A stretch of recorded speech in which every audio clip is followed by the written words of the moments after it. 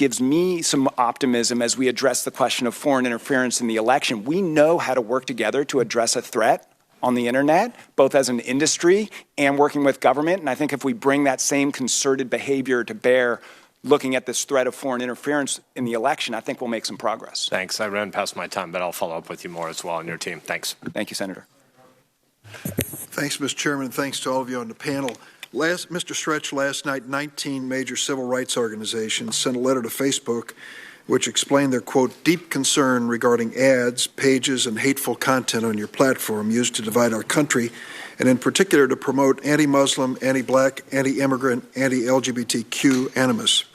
The organizations referenced a number of examples that had previously been reported by the media, including a Russian Facebook account that, quote, not only promoted anti-immigrant messaging online, but also managed to organize an in-person anti-refugee rally in Twin Falls, Idaho in August of 2016.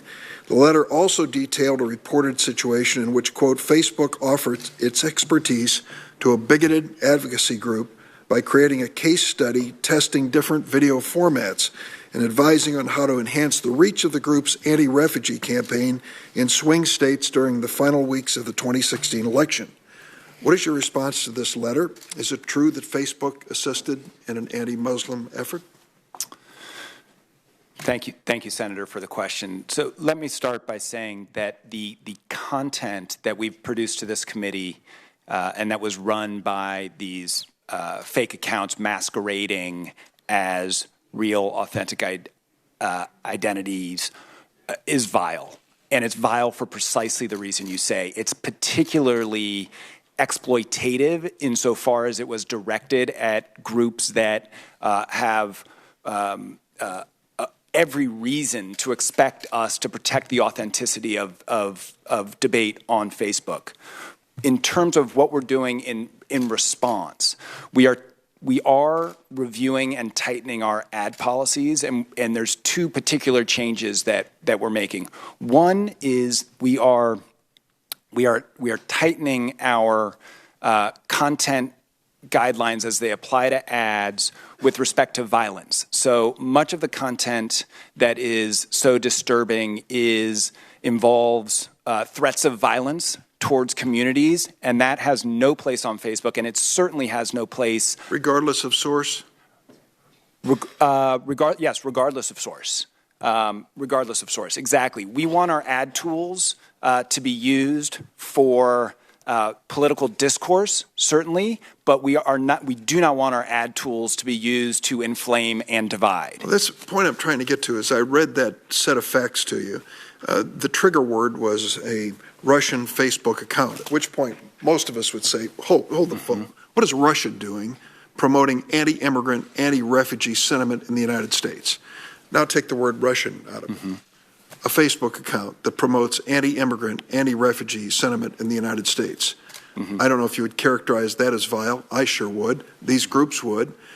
What I'm trying to get to is this. I think we can all, when we start with the word Russian, fake, trolls, bots, so forth, we know the starting point is a trigger.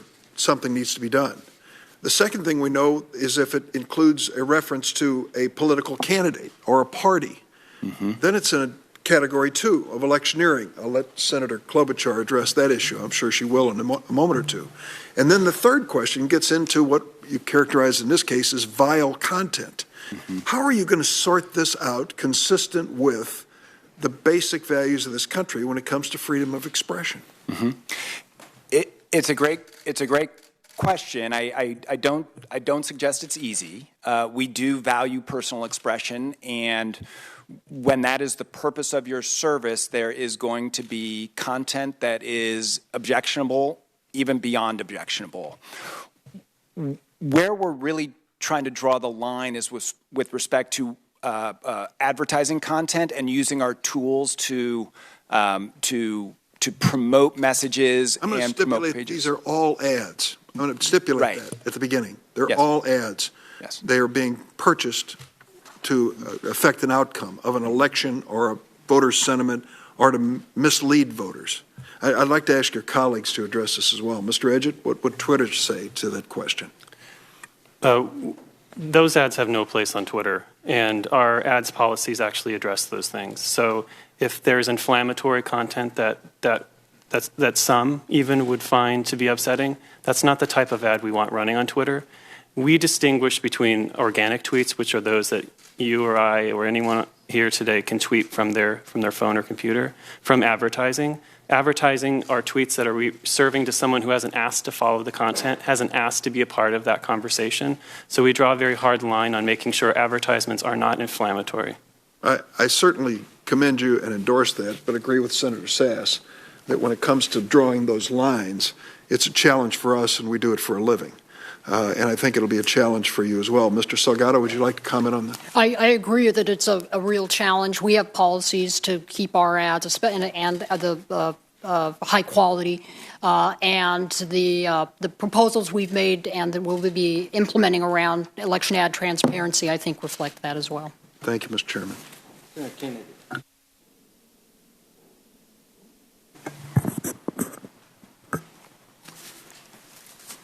Gentlemen, I'm very proud that the three companies you're representing here today are American companies. And I think you do enormous good.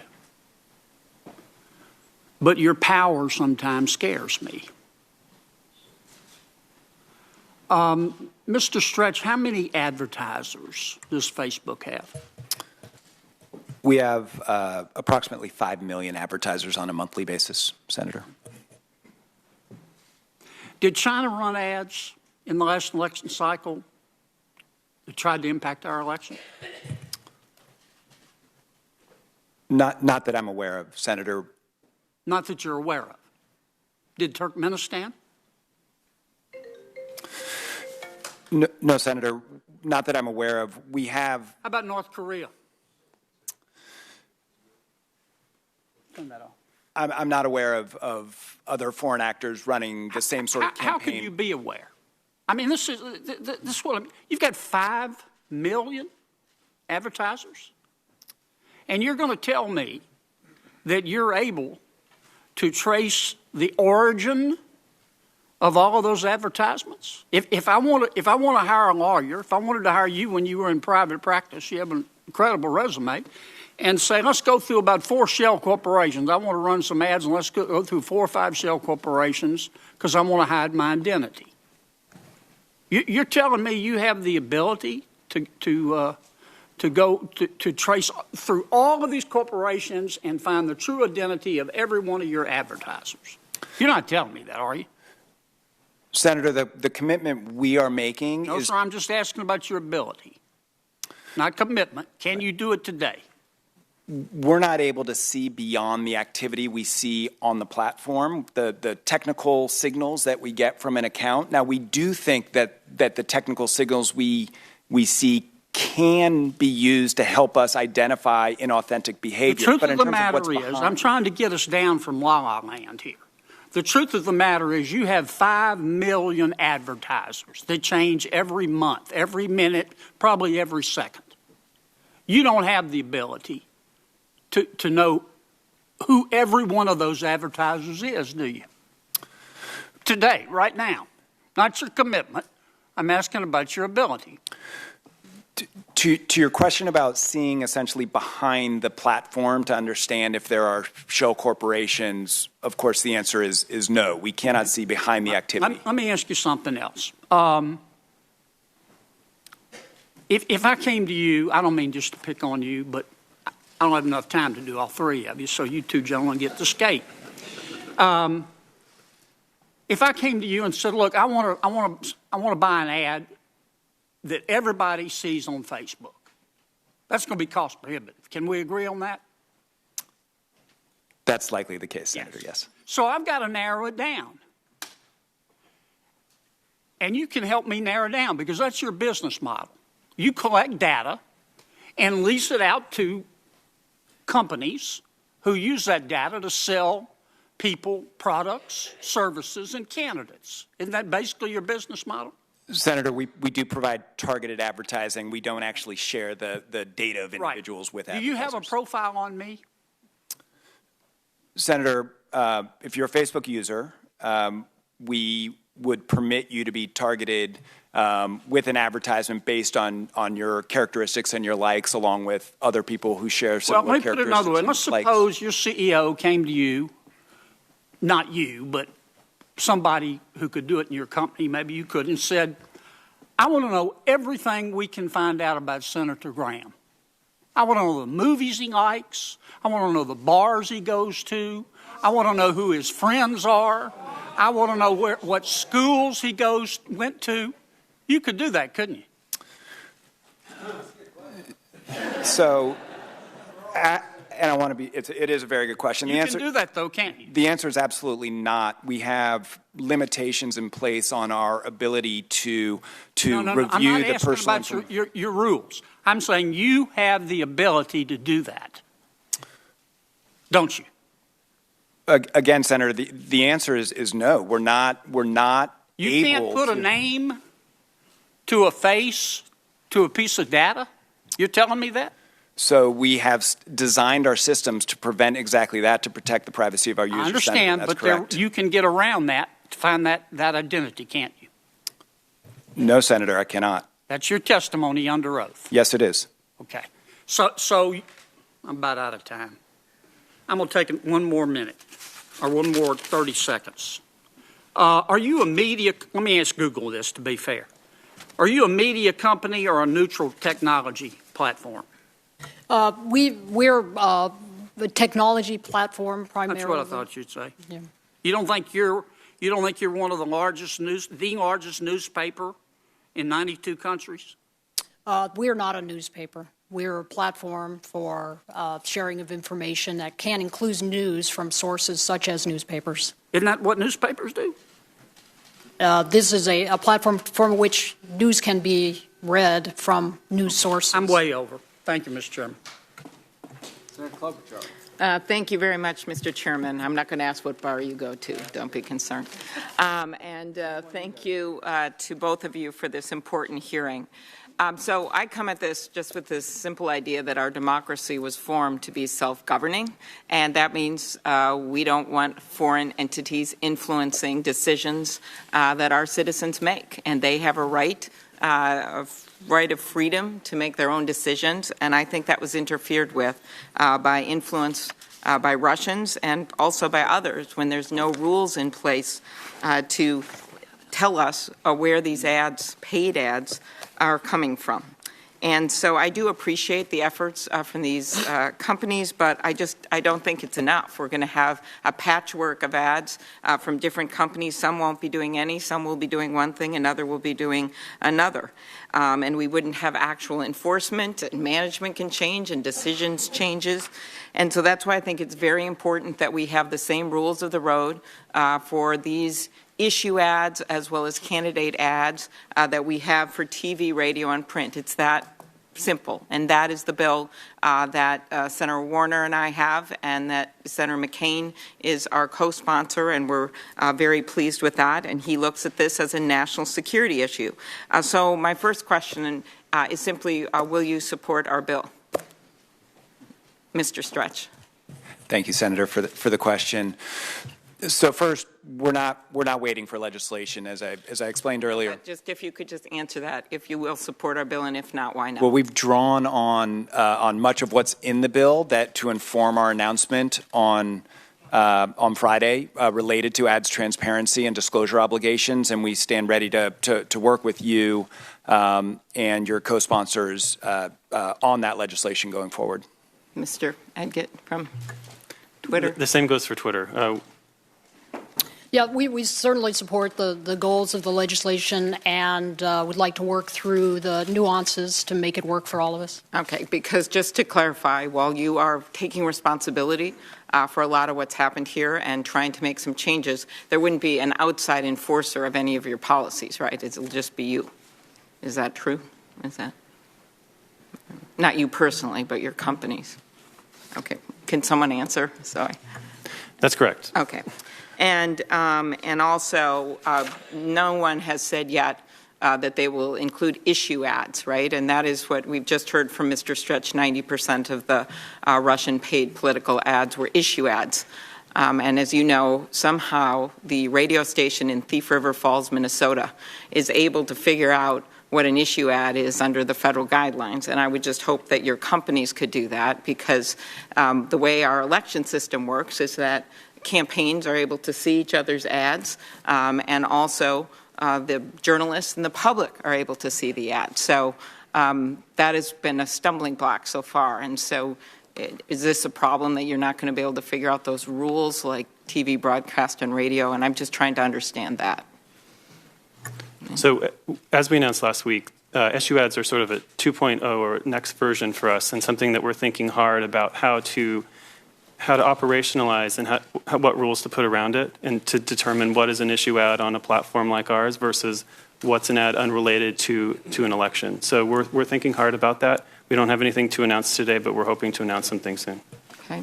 Mr. Stretch, anyone want to add anything on that? I just want to, we have had clarification on this. Its FCC clarification encompasses political issues that are the subject of continuing controversy or discussion at the national level, national debt, defense.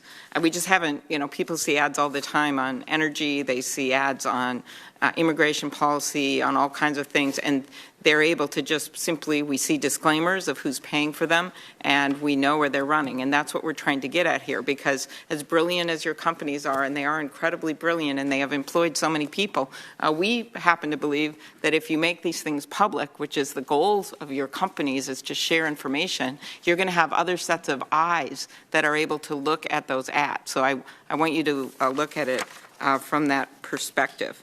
I had one question, Mr. Stretch, and that is I've appreciated that you guys put out there that 126 million people had access to those Russian ads. And were those originally paid ads, and then they got shared and liked and went through the system? How did that work? Thank you, Senator. There's really two categories of content. There were ads, about 3,000 of them, that appeared. Those the paid for by rubles ads? Many of them were paid for by rubles. Are there other ads that the Russians may have run that weren't paid for by rubles? So I believe the content you're referring to is what we think of as organic content. So the ads were used to essentially drive followership of pages, and then pages themselves post unpaid content that people who have followed the page are eligible to see. And the 126 million number refers to the latter. It refers to the unpaid or organic posts over the approximately 2-year period that these pages were active. Question, because we need to move on, my colleagues. Isn't it often the case, though, that candidates or issue groups will get an organic-looking ad, it doesn't have a disclaimer on it, and then they boost it, right? They pay, so they're really doing a paid ad. But on TV, you would know it's a paid ad, but not on your platform. It's a great question, Senator. Everything that's boosted or promoted in that way is designated as sponsored today, and that's the case. So it would have shown up as sponsored if it was paid, regardless of whether it related to a candidate or an issue. What we're doing going forward would capture that in the sense that we are creating a transparency mechanism for all pages. You go to the page and you can see every single ad that's running. So right now you're just doing candidate ads and not the issues ads, and 90% of the ads the Russians bought were issued. With respect to what a user could see if they navigate to the page, they would see all of them, every single ad from every single advertiser. So it does sweep much more broadly than that. And we are also focused on making sure that in the political space, if there are disclosure obligations for the advertiser that relate to issue ads, as you've described, we're going to enable that. So the innovative ways we're working on to make sure that candidates can satisfy their obligations will cover that category. Well, we'll revisit this on a second round, but obviously it'd be easier if everyone had the same rules, and we would all know. Thank you. Thank you. Thank you for holding the hearing. Thank you for your testimony. And I'm sorry if I'm plowing old ground here. I missed the first part of it. With regard to threat detection, just to find out what's out there, I believe Facebook, you have algorithms that do the first run and humans that it kicks to a set of humans to look at it. And I understand that you've increased the number of humans who do look at these kind of things. Can you explain the process that you have? Thank you, Senator. It is certainly true that in ensuring the security of the site, we rely on systems and people. We have invested, and we are investing heavily on both fronts with respect to the sort of what I'll call the sort of particularized threat actors that are typically associated with nation states. That's a highly manual process. So we will, for example, have a threat indicator that we're tracking, and then if we see activity, that's really a highly intensive manual effort to police and try to understand the activity and essentially fan out from there. The systems are quite effective at identifying more, call it run-of-the-mine abusive behavior. So fake accounts that are springing up quickly with the purpose of spreading spam can be recognized by our systems, usually pretty readily and disabled without that sort of human intervention. Right.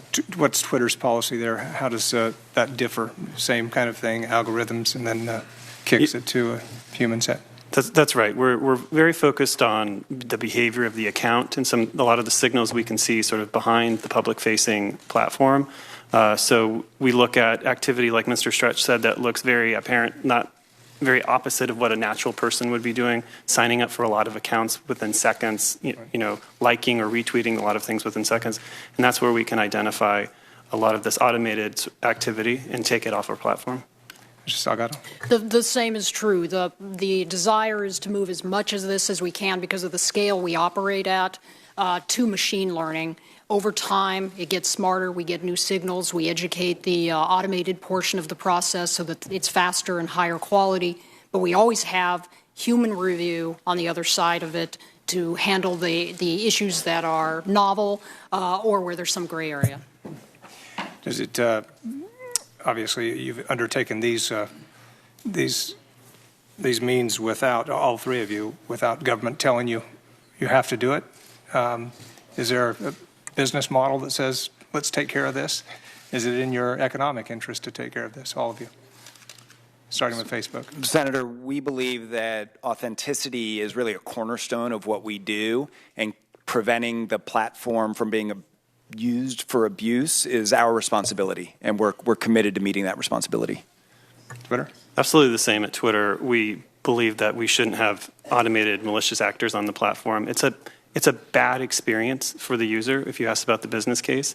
And we want to be known as a platform for promoting debate and discussion, and having interferences of automated accounts is not something that we wanted on Twitter. Yeah, the philosophy for Google is that if it weren't an ethical and moral imperative, which it is, it's certainly a business imperative. Okay. Thank you, Mr. Chairman. Thank you, Chairman Graham and Ranking Member Whitehouse, and I'd like to thank our three witnesses for joining us today.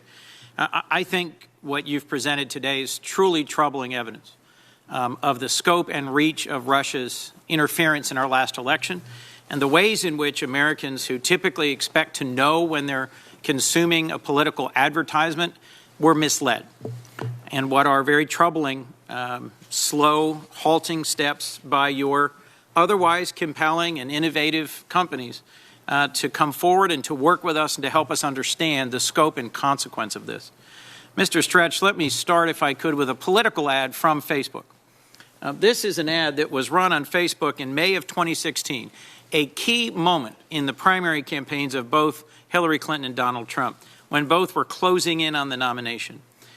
A group that claimed to be Heart of Texas, you can see in the upper left, but was in fact paid for by Russians in rubles, used this ad to target Americans based on their professed characteristics, like an interest in patriotism or supporting veterans.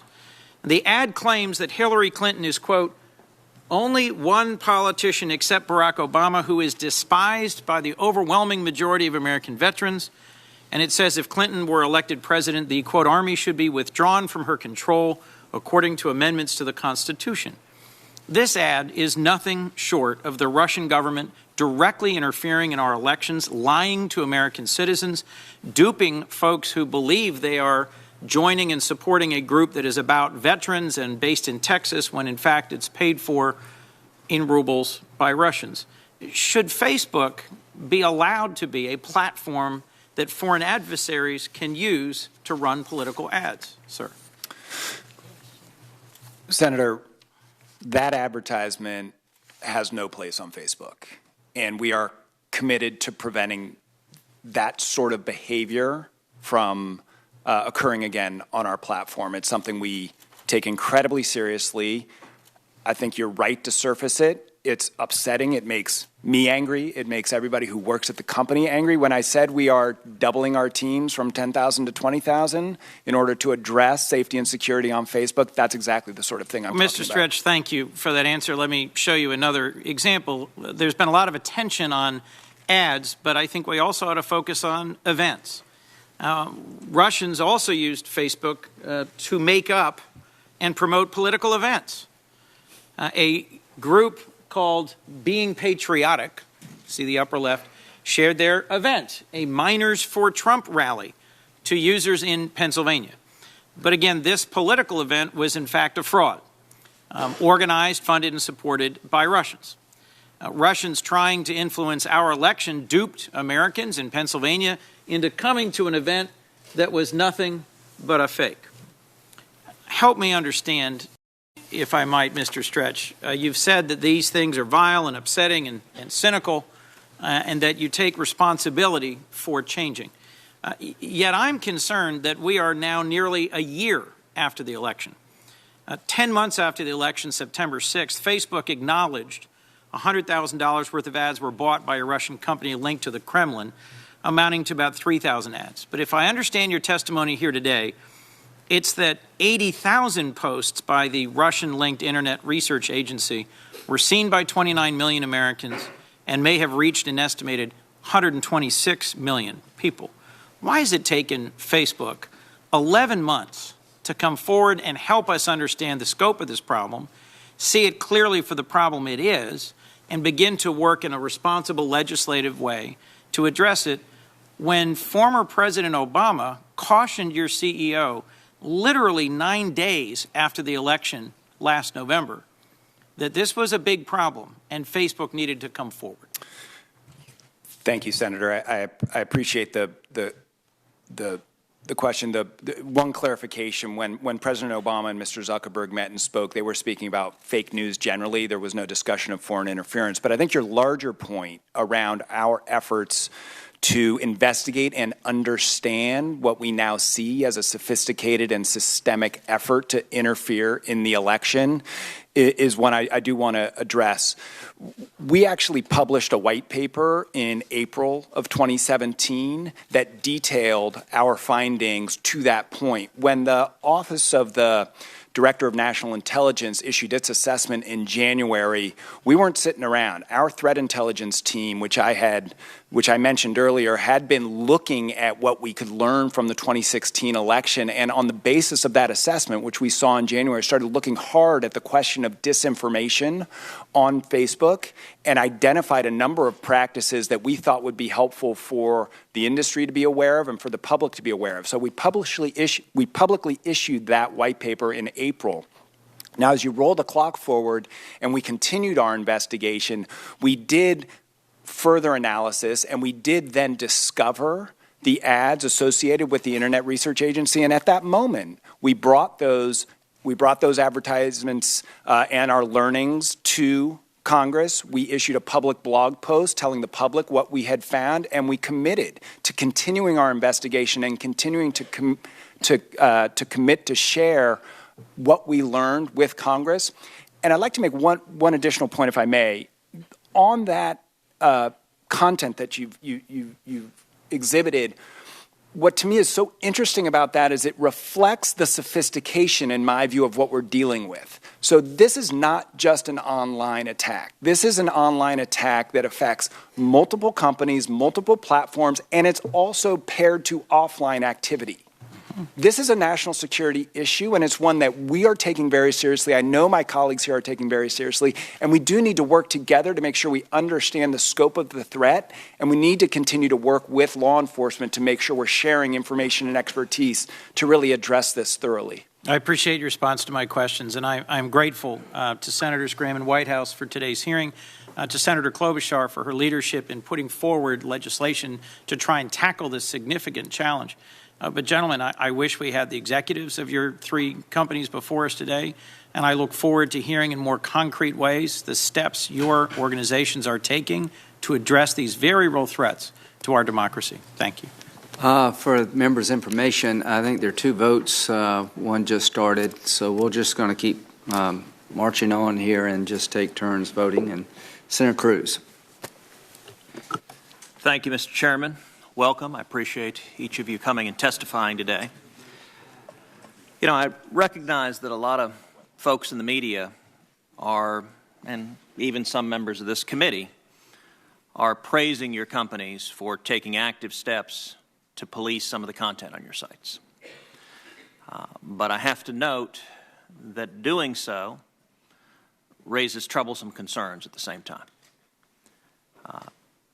particularly given the percentage of news and political information that Americans receive online through social media or through other online avenues.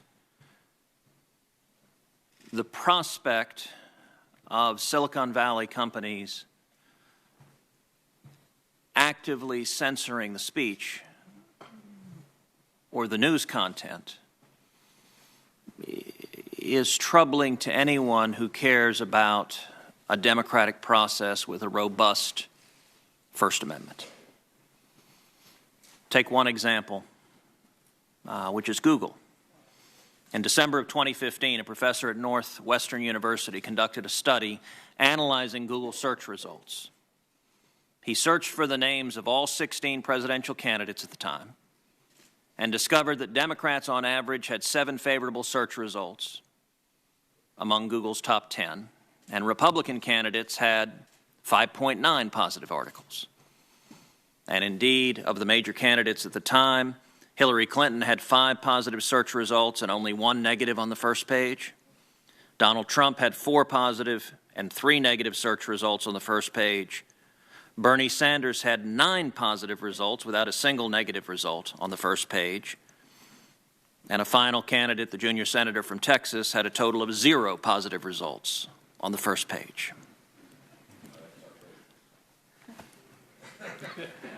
You may well have been citing my colleague from Minnesota on that page. That is outrageous. I will note, I will say if there were a Frankenfilter, that might be popular. That same professor ran a second study and found the vast majority of news outlets that were represented in Google searches were left-leaning. It's not just Google. In 2016, it was revealed that Facebook was, quote, curating the list of trending news stories on their website. According to reports, Facebook workers were artificially spiking conservative stories, including stories about former IRS official Lois Lerner, former Navy SEAL Chris Kyle, and positive stories about conservative politicians. The reports also revealed that stories by conservative outlets like the Washington Examiner or Newsmax that were popular enough to be picked up by Facebook's trending stories algorithm were nonetheless excluded until the New York Times and CNN began covering the same stories. Just last month, Twitter barred Representative Marsha Blackburn from advertising her campaign launch video because it deemed a line about her efforts to investigate Planned Parenthood to be inflammatory.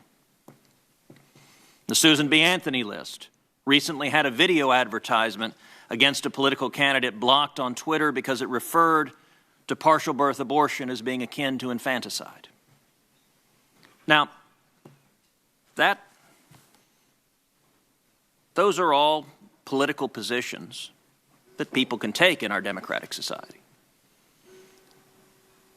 But it is disconcerting if those political positions become a lens through which the American consumers consume news. So I want to ask each of you, do you consider your sites, Mr. Edgett and Mr. Stretch, to be neutral public fora? Senator, we think of Facebook as a platform for all ideas, and we have boundaries in the sense that we don't permit certain categories of content, such as hate speech, but within those guidelines, we do not in any way discriminate on the basis of viewpoint or ideology. So I'm just trying to understand, is that a yes or no, whether you consider yourself to be a neutral public forum? We don't think of it in the terms of neutral, because what we're trying to do actually is provide each user a personalized news feed that will be the content that's most interesting to that user. But we do think of ourselves as, again, within the boundaries that I described, open to all ideas without regard to viewpoint or ideology. Mr. Edgett, same question. Free expression and free speech is at the core of the Twitter mission, and we do everything we can to enable that. Obviously balancing things, like Mr. Stretch said, against violence, violent threats, or abuse and harassment. But we believe that allowing the public and open platform that Twitter serves its community is one that's important to debate and discussion. And Mr. Chairman, if I can ask a final question, I'm at the end of my time. But how do you respond? Chairman, last I checked, I'm not going to object, but I would note that, Chairman, you and I are the only two who sat through all of this today, and I would like to have a chance to ask a question before you will. the vote's Quick over. question. But of course, I'll let Senator Cruz go ahead. Go ahead. How do both of you respond to the public concerns and growing concerns that your respective company and other Silicon Valley companies are putting a thumb on the scale of political debate and shifting it in ways consistent with the political views of your employees? Senator, again, we think of ourselves as a platform of for all ideas, and we aspire to that. We are acutely aware of the possibility of unconscious bias across a range of issues, not just politics, and we train our employees on that for that precise reason. We want to make sure that people's own biases are not brought to bear in how we manage the platform. Similar at Twitter, we are spending a lot of time training these employees who are looking at user reports on organic tweets. We have stricter policies around advertisements. The one you referenced is an example of that, where since we are serving those ads to folks who aren't following the accounts and haven't asked to see the content, we want to make sure it's always a positive experience. But even there, we're making tough calls, and we're learning from mistakes and revising policies and procedures going forward. But our goal and one of our fundamental principles at the company is to remain impartial. Thank you.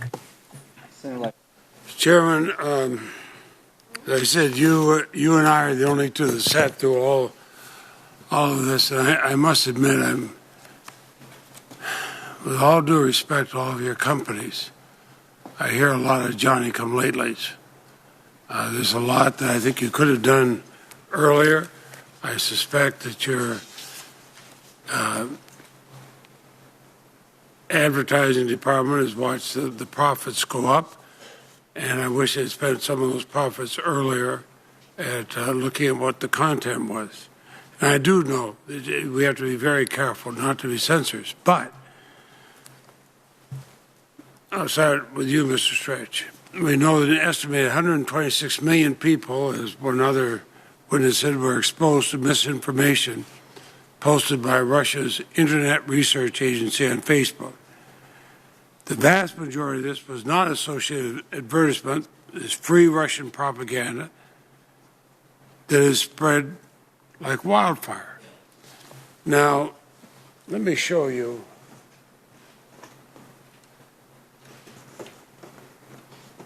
These strongly resemble pages you've already linked to Russia. At minimum, these pages are inflammatory. When I mentioned Johnny-come-lately, these were on today.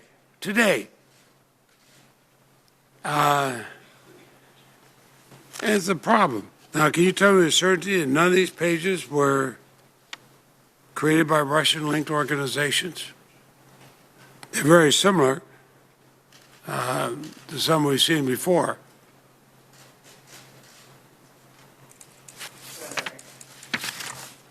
Senator, I can tell you with absolute certainty that none of them are linked to the accounts that we identified as coordinated inauthentic activity, because we've removed all of those accounts from our site. Pretty similar to some of them. The core problem with the accounts we identified was a lack of authenticity. So it wasn't so much the content, although to be clear, much of that content is offensive and has no place on Facebook. But the real problem with what we saw was its lack of authenticity, the fact that it came from fake accounts masquerading